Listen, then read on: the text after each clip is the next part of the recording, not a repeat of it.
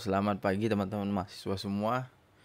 Jadi pada kesempatan kali ini kita akan membahas tentang BADNA. BADNA itu ya BADNA dalam negosiasi. Untuk mempersingkat waktu, kita langsung saja masuk ke slide PowerPoint ya.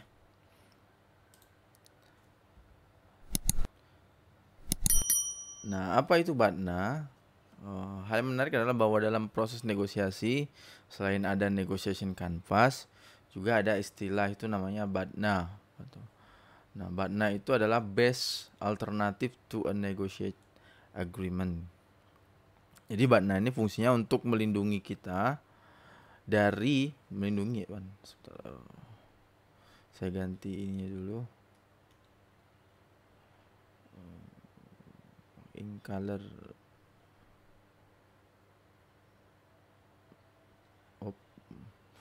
Untuk melindungi kita dari menerima accepting sebuah kesepakatan yang seharusnya ditolak, atau kemudian melindungi kita dari menolak reject sebuah kesepakatan yang semestinya tuh harus kita terima gitu. Nah, jadi fungsi BADNA ini adalah fungsinya untuk melindungi kita, atau dalam bahasa sederhana untuk BADNA ini memberikan kita opsi-opsi, menyediakan kita opsi-opsi atau kemudian alternatif-alternatif apabila ternyata tidak ada kesepakatan dalam proses negosiasi. Nah, kalau sederhananya bisa dilihat di gambar sini, teman-teman semua lihat. Gambar pertama ini sama gambar kedua ya. Ketika anggaplah kita sebagai orang yang di bawah sini, di gambar nomor 2 ini, ketika kita mengetahui pihak lawan, dalam hal ini musuh, itu memiliki senjata yang lebih besar daripada senjata kita, maka BADNA kita adalah posisi kita yang harus kita ambil adalah untuk tidak menerima kesepakatan berperang gitu. Jadi kita harus memikirkan alternatif-alternatif lain selain kontak senjata gitu, yaitu mungkin ada proses diplomasi dalam hal ini ya, diplomasi, atau kemudian kita mengambil jalur lain yang melibatkan dengan pihak ketiga gitu.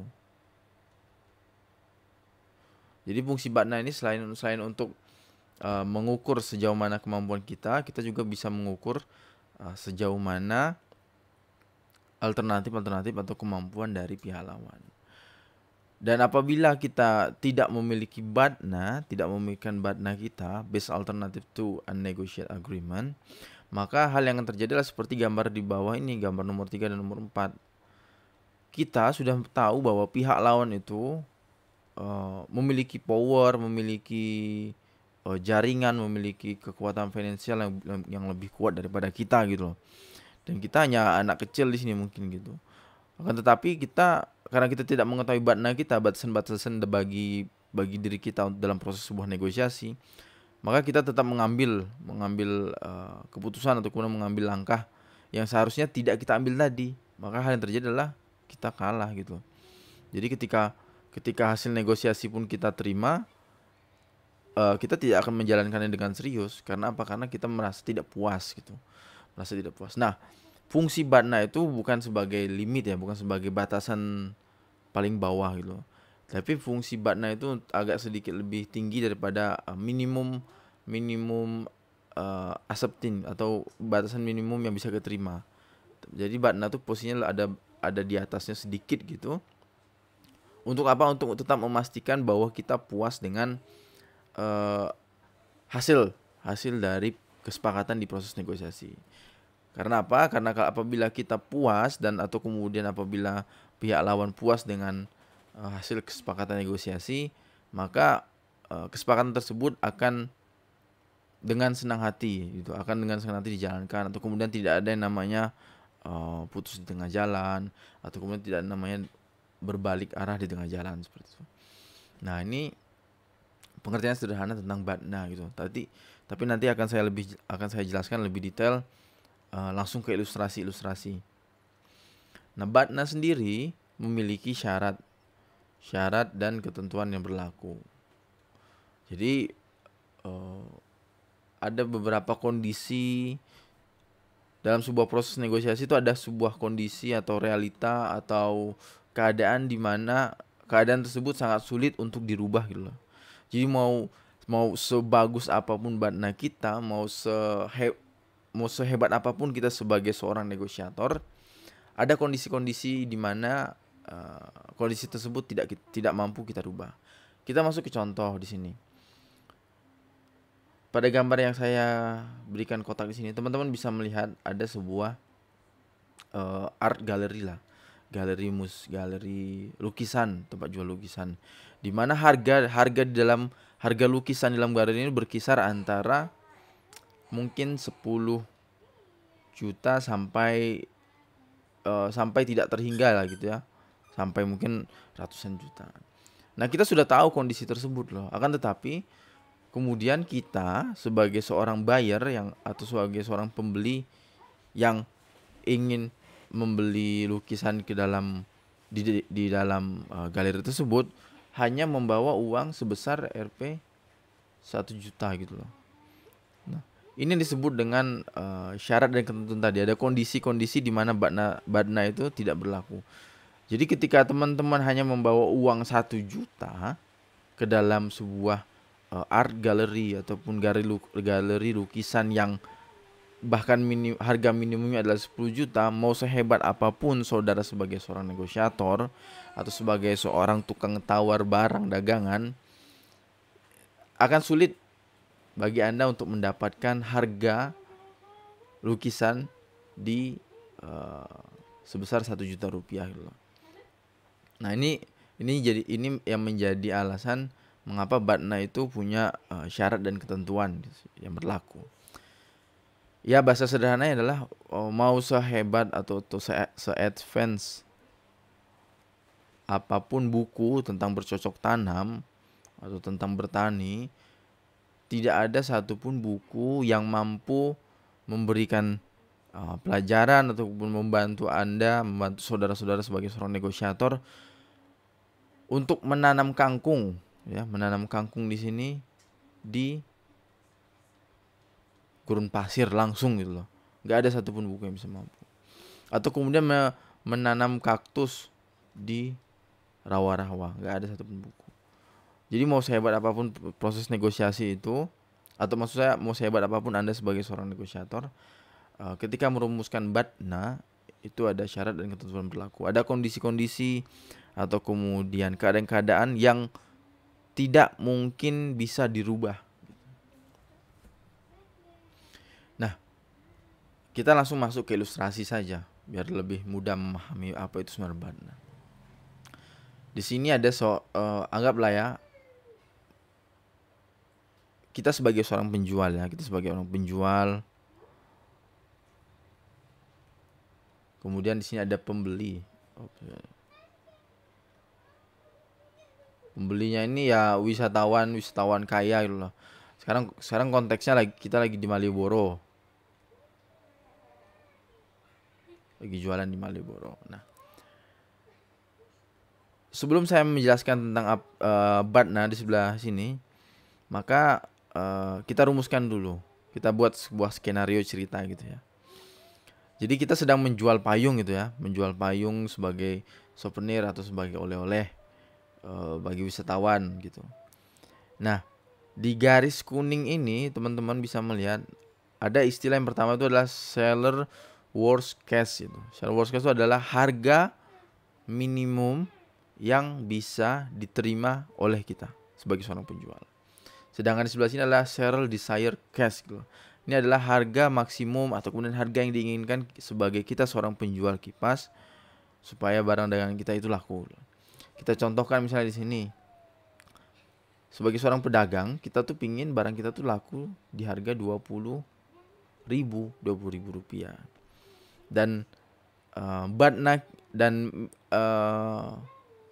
harga terendah yang bisa kita berikan kepada pembeli adalah ya mungkin di harga 14.000 ya, harga Rp 14.000. Nah, jadi ini adalah posisi kita di sini. Di sini adalah posisi Dan di sini adalah target kita. Itu ya, target. Mau bagaimanapun caranya kita sebisa mungkin kita jual barang atau dagangan kita ini, kipas ini di range harga antara 14.000 sampai di 20.000 ini. Nah, sekarang kita masuk ke bawah yang biru.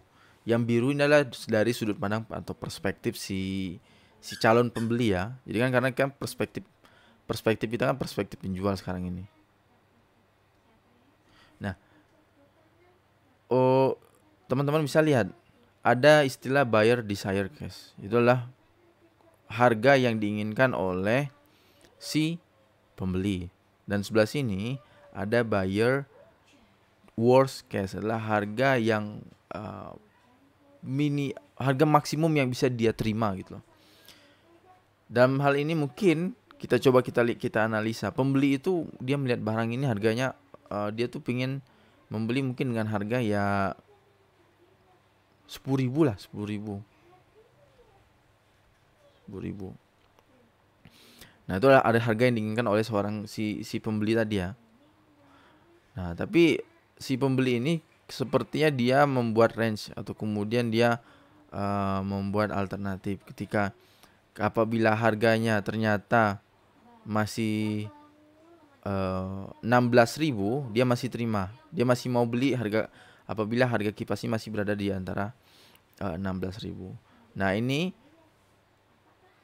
adalah posisi si pembeli, dan di sini adalah target.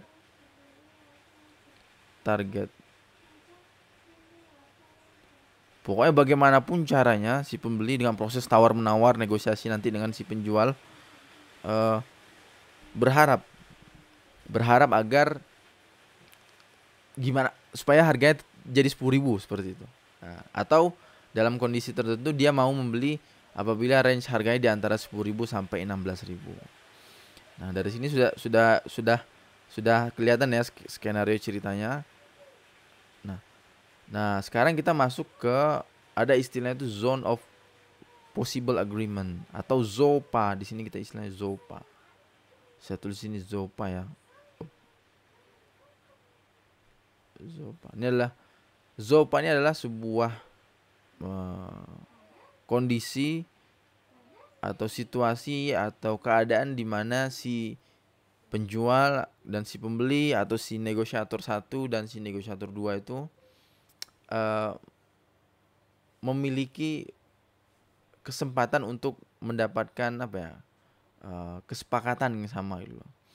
Jadi kalau di sini teman-teman bisa lihat ternyata ZOPA-nya adalah harga di antara Rp 14.000 sampai Rp 16.000. Nah, di sini. Jadi ZOPA-nya adalah range harga antara 14.000 sampai 16.000. Nah, kalau ternyata harganya 14.000, yang diuntungkan adalah si pembeli gitu loh. Karena kan worst case-nya adalah dia tuh dapat harga termahal 16.000. Ketika dia ternyata dapat harga 14.000, berarti dia masih punya untung ya sekitar 2.000. Hal yang sama terjadi juga ketika harga yang laku ternyata harga kipas yang dijual tuh laku di harga 16.000. Dan di sini pihak yang diuntungkan adalah secara posisi pihak yang diuntungkan adalah si penjual karena dia masih dapat keuntungan sekitar up to 2.000 sampai 2.000. Nah, di sini adalah ZOPA, zone of possible agreement. Akan tetapi fungsi BATNA adalah untuk mengidentifikasi bagaimana kalau ternyata proses transaksi atau jual beli itu tidak ada titik temu gitu loh.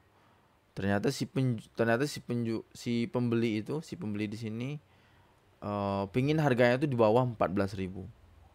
Nah, berarti kita rumuskan di sini garis putus-putus untuk memudahkan kita melihat alternatif. Apabila ternyata si pembeli itu pengen beli barangnya itu di harga 13.000. Rp 13.000 ya, 13.000. Kalau kita lihat di sini bahwa harga 13.000 itu kan tidak masuk di dalam kondisi minimum si penjual tadi ya, sebagai penjual. Wah, saya nggak bisa jual di harga 13.000 Pak gitu. Karena kalau dari hitungan-hitungan kasar kita, modal termasuk sewa, semua lah itu, minimal harga satu barang yang bisa kita jual tuh di harga 14.000. Nah, si pembeli tetap kekeh nggak mau gitu. Akhirnya dia pergi. Akhirnya di sini kita harus merumuskan batna. Sebagai seorang penjual kita merumuskan batna kita gitu. Batna kita yang pertama bisa itu dalam bentuk ternyata kita punya opsi pembeli lain.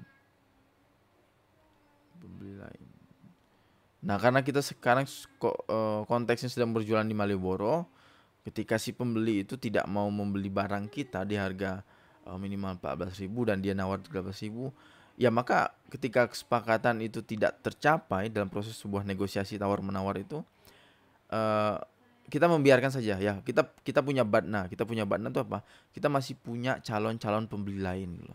Kita masih punya opsi-opsi pembeli-pembeli lainnya gitu. Nah, di sini bisa kelihatan bahwa penjual itu punya power yang lebih kuat di sini. Meskipun si pembeli dalam hal ini wisatawan yang kaya raya tadi punya banyak uang, kan tetapi kondisi tersebut tidak mampu menekan si penjual untuk menjual barangnya dengan harga yang murah gitu loh. Karena apa? Karena penjual punya batna gitu loh. Dia sudah memikirkan batnanya.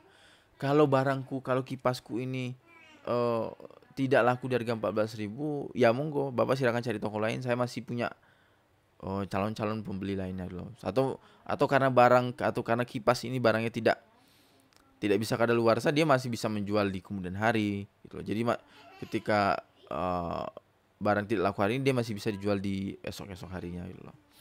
Jadi dia tidak terdesak. Nah, atau kita melihat perspektif sebaliknya gitu loh. Ternyata si pembeli dalam hal ini dia tidak mendapatkan harga worst yang tadi yang disebutkan di sini di harga 16.000 ya. Ternyata si penjual itu malah kepengen agar harga kipasnya itu ada di range atau di titik 17.000 gitu. Mungkin penjual kipasnya karena masih pagi, dia masih berani naruh posisi harga tinggi gitu ya. Oh, pokoknya kalau kipas ini nggak dijual 17.000, si penjual nggak mau beli gitu loh. Nah, kira-kira apa yang akan dilakukan oleh si pembeli gitu. Nah, kemudian si pembeli itu ternyata dia sudah merumuskan batna. Kalau saya tidak bisa membeli kipas di harga maksimum 16.000 tadi, saya akan pertama pergi cari ke toko lain.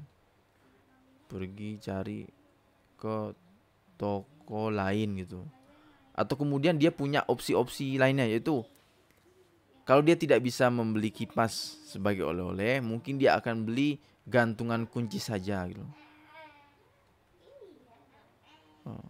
Nah, dari sini kita bisa tahu ya bahwa batna itu adalah opsi-opsi atau alternatif-alternatif yang sudah dirumuskan jauh sebelum proses negosiasi dilakukan. Alternatif-alternatif terhadap apa? Alternatif-alternatif terhadap kondisi di mana negosiasi itu tidak punya titik temu atau negosiasinya deadlock, tidak ada deal di kedua belah pihak. Seperti itu ya. Nah, ini kan bisa kita lihat.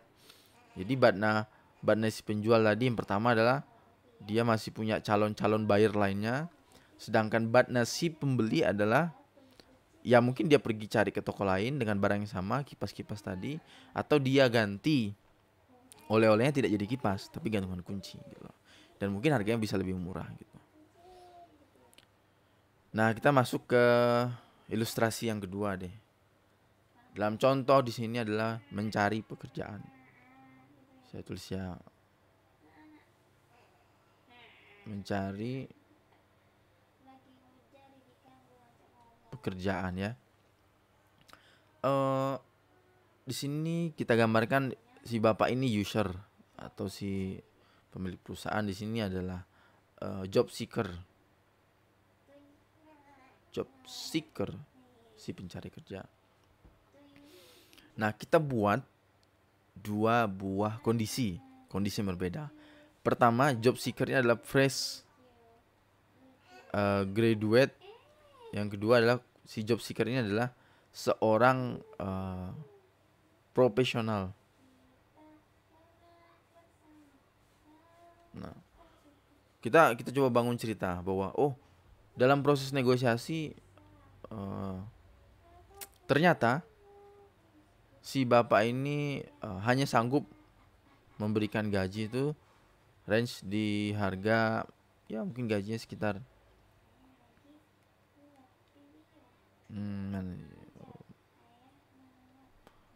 20, mungkin 10 juta ya, 10 juta. Tapi ternyata job seeker ini dia minta gaji di range 13 juta. 13 juta. So, jadi demand supply-nya segini. Nah, kelihatan toh. Nah, mereka sudah bernegosiasi, kemudian berdiskusi, alot sampai akhirnya deadlock. Tidak ketemu, tidak ada tidak ada apa ya? Tidak ada titik temu baik itu dari pihak perusahaan maupun pihak job seeker.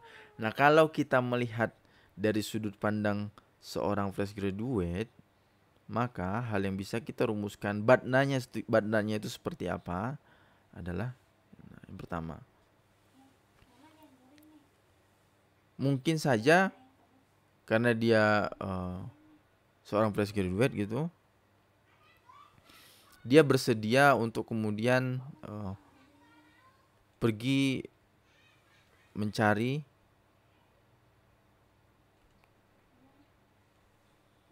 pekerjaan atau alternatif lainnya, meskipun pekerjaan itu tidak sesuai dengan fashionnya atau tidak sesuai dengan background pendidikannya gitu loh.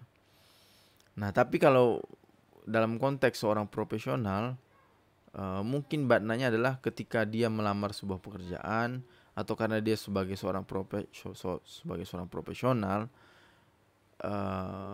permintaan terhadap dirinya itu sangat tinggi gitu loh. Artinya ketika tidak ada titik temu dalam proses negosiasi gaji tadi, dia masih ada tawaran dari perusahaan X gitu. Atau kemudian dia masih punya tabungan tabungan lah buat bertahan hidup sekitar 6 bulan gitu ya. Jadi dia masih punya waktu range sekitar 6 bulan untuk bertahan hidup dengan tabungan yang ada. Sedangkan fresh graduate kan tidak ada. Nah, dari sini kita bisa melihat bahwa badna seorang profesional job seeker itu, seorang job seeker yang sudah profesional dengan job seeker yang fresh graduate itu berbeda gitu. Hal yang ingin saya sampaikan adalah ketika badnamu di sini, badna diri kita sebagai salah satu pihak gitu, sepertinya itu tidak menjanjikan atau kemudian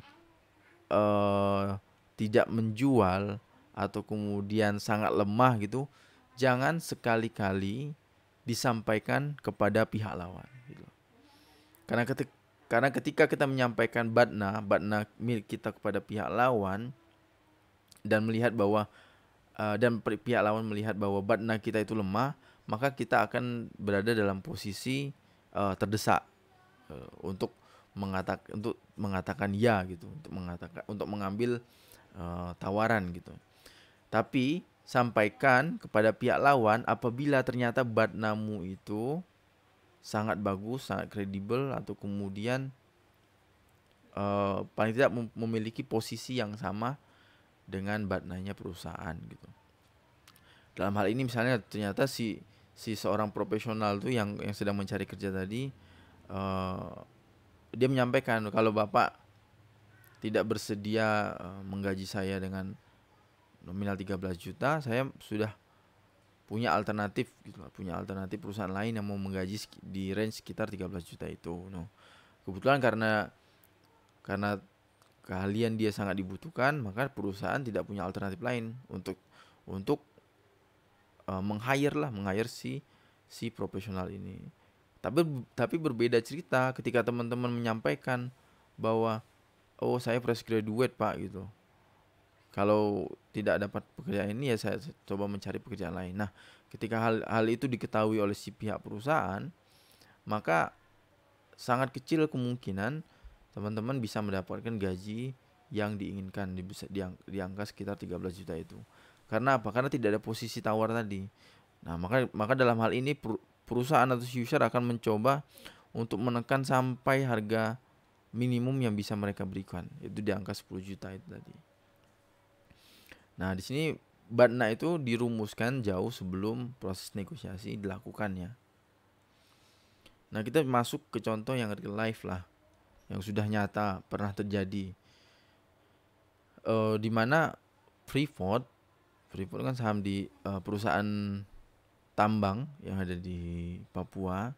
Sebelumnya saham mereka itu sekitar 9,36% saja di Indonesia.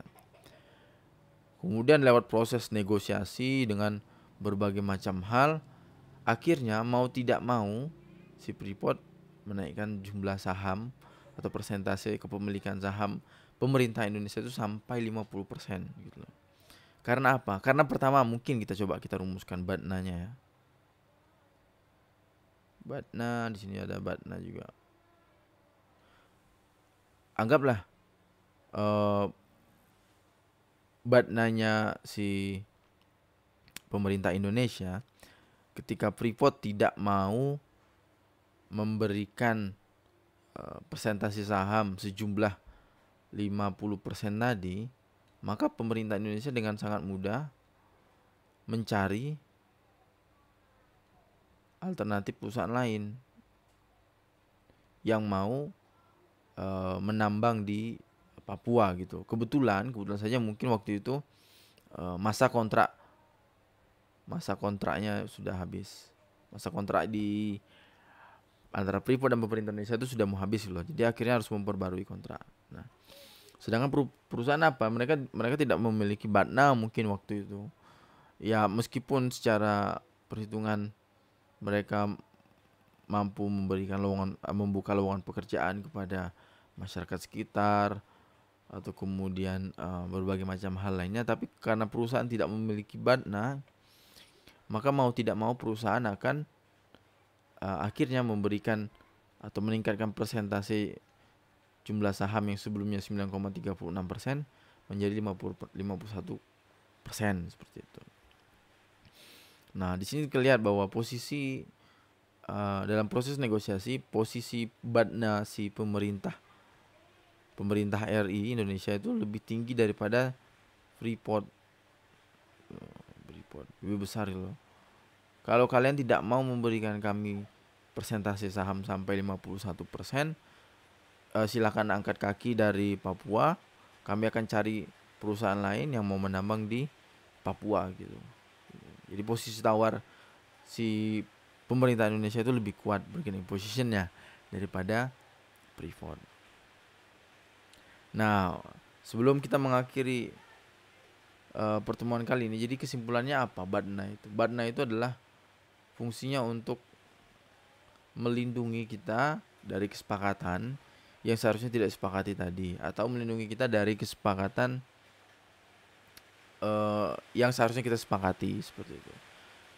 Dalam BADNA itu pertanyaannya adalah apa yang akan saya lakukan, bukan apa yang saya dapatkan gitu ya. Jadi BADNA itu untuk menjawab alternatif apa yang bisa saya lakukan ketika ternyata proses negosiasi itu deadlock, atau kemudian ternyata tidak ada kesepakatan dalam proses negosiasi. Nah, maka hal apa yang akan saya lakukan seperti itu. Nah, ini hal-hal tersebut dijawab di dalam BADNA. Gitu. Kalau apa yang saya dapatkan itu dijawab di dalam proses negotiation canvas itu. Nah, kalau teman-teman semua ingat di negotiation canvas kan ada kotak di paling bawah pojok kiri sama paling bawah pojok kanan tuh alternatif. Yang kemarin saya ceritakan ketika ternyata anak-anak itu tidak eh, ketika mereka membagi jeruk gitu tidak ada titik temu, yang satu memilih untuk berantem, yang satu lagi memilih untuk walk out gitu. Nah, Batna itu dirumuskan di dalam kotak itu. Jadi alternatif apa yang akan kita lakukan, atau alternatif apa yang bisa kita kejar ketika kesepakatan tidak ditemukan gitu, dalam proses negosiasi. Atau ya opsi-opsi lah, berbagai opsi-opsi yang bisa kita ambil gitu. Nah, mengingat waktu sudah sudah 30 menit proses negosiasi, maka cukup sekian dulu presentasi untuk hari ini. Saya ucapkan terima kasih kepada teman-teman semua. Tetap jaga kesehatan, sampai jumpa di minggu-minggu selanjutnya. Wabillahi taufiq wal hidayah. Wassalamualaikum warahmatullahi wabarakatuh.